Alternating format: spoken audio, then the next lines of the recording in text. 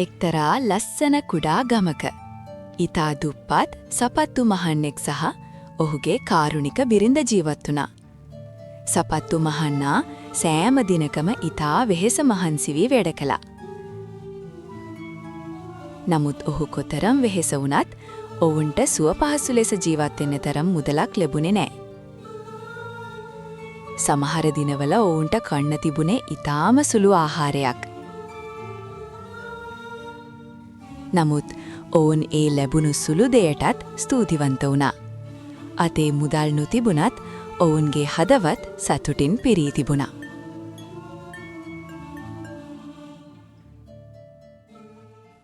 අන්තිමේදී ඔහුට සම්මිලදී ගන්නවත් මුදල් නැති දවසක් ආවා.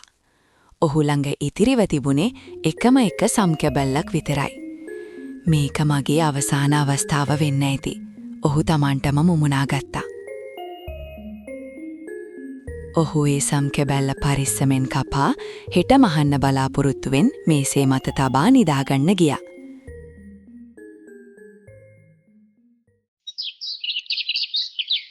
පසුදා උදෑසන ඔහු දුටු දෙයින් පුදුමයටපත් වුණා. මේසේ මත තිබුණේ ඔහු මෙතෙක් දැක තිබූ ලස්සනම සපත්තු යුගලයයි. එහි මැහුම් ඉතා සියුම් ඉතා පරිපූර්ණයි. ඔහු ඒ සපත්තු විකුණා ලැබුණු මුදලින් තවත් සම්මිලදී ගත්තා. සෑම රාත්‍රියකම ඔහු සම්කැබැලි මේසේ මත තබා ගිය අතර සෑම උදෑසනකම අලුත්ම සපත්තු යුගල එහි සූදානම් කර තිබුණා. වැඩි කල නොගොස් ඔහු ගමේ සිටි දක්ෂතම සපත්තු මහන්නා බවට පත් වුණා. අපිට මේ උදව් කරන්නේ කවුද? සපත්තු මහන්නාගේ බිරිඳ ඇහුවා. එක් රාත්‍රියක ඔවුන් දෙදෙනා වැඩපොලේ සැඟවී බලා සිටියා. මධ්‍යම රාත්‍රියේදී ජනේලයෙන් ඇතුළට පැමිණියේ පරණ ඇඳුම් මැදගත් කුඩා එල්ෆ්ස් දෙදෙනෙක්. ඔවුන් සතුටින් ගී ගයමින් සපත්තු මහන්න පටන් ගත්තා. ඒ පුංචි එල්ෆ්ස් යාළුවෝ අපිට ගොඩාක් උදව් කළා. බිරිඳ පැවසුවා. ඔවුන් ඒ එල්ෆ්ස් වෙනුවෙන් කුඩා ඇඳුම් සහ බූට් සපත්තු තෑගි ලෙස සකස් කළා.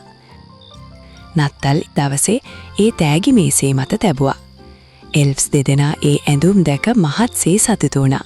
ඔවුන් ඒවා ඇඳගෙන නටමින් ගයමින් සදහටම නොපෙනී ගියා.